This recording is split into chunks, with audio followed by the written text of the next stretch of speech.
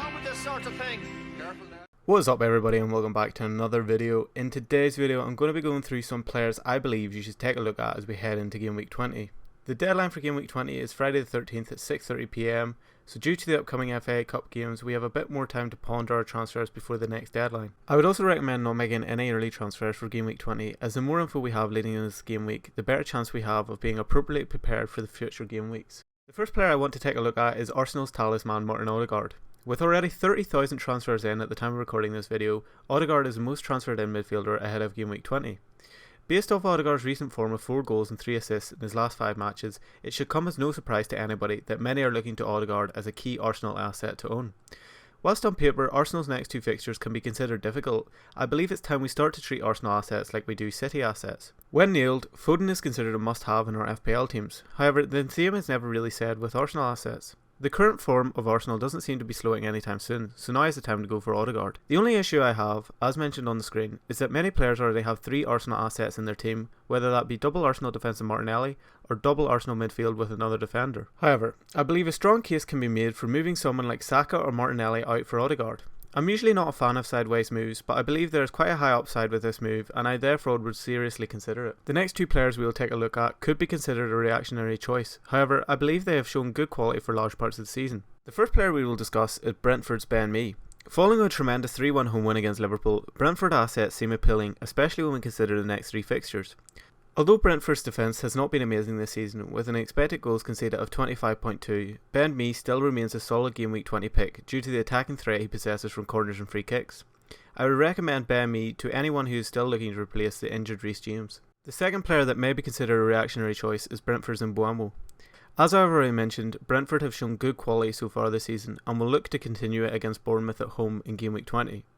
If you're looking to avoid Tony whilst also covering the Brentford attack for the next 3 fixtures, then I think you can't go wrong with Mbeumo. At just 5.8 million, Mbeumo is a perfect budget option for your attacking line and has consistently been playing as a second striker alongside Ivan Toney. Due to the FA's investigation into Toney, there is a risk he may be suspended and unable to play, thus leaving Mbeumo without his duo who has been working so well with in recent games. However, as we saw in the Liverpool game, Mbeumo is still able to keep up his good attacking form even when not playing alongside Toney, and this is why I believe he is a solid option regardless of how low his expected minutes may be. Another player which I have been eyeing up as the perfect replacement for Fulham's Andreas is Mitoma of Brighton. At just 4.9 million and with 2 goals in his last 2 games, Mitoma is a perfect budget option to have in midfield. Brighton have continued their fine form since the departure of Potter and have shown real attacking quality regardless of the opposition. Mitoma is heavily involved in almost every Brighton attack and looks like a perfect asset to own. 18,000 managers have already transferred him in, and this will continue to rise as we near the Game Week 20 deadline.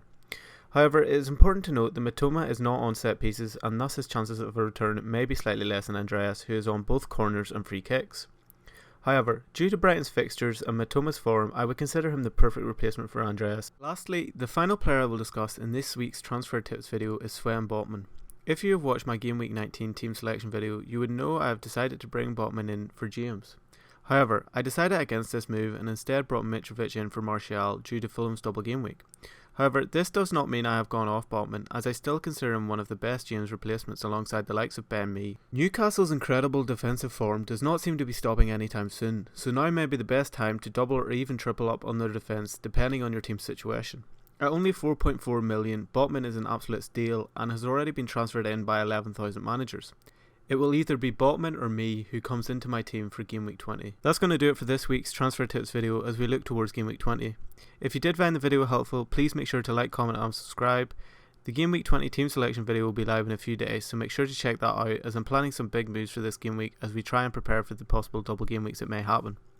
Thanks for watching, make sure to follow me on Twitter at fplfatherted, and good luck this game week.